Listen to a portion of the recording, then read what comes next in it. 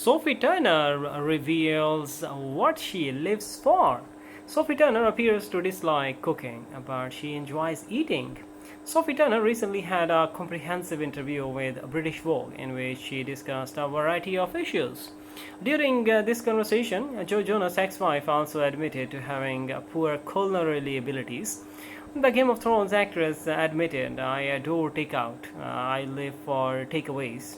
She continued, I spent the majority of my life ordering takeaways.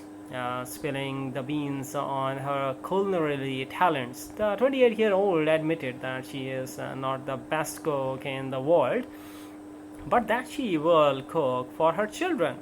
Sophie has two kids, Willa and Delphine, with ex-husband Joe, who is a member of the American boy band Jonas Brothers. I wouldn't cook for myself because I know it's gonna be rubbish, she said, confessing to having the palate of a 2-year-old.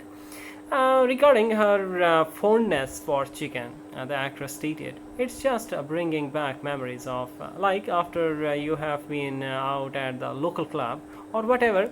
Then there's always like a chicken shop across the street."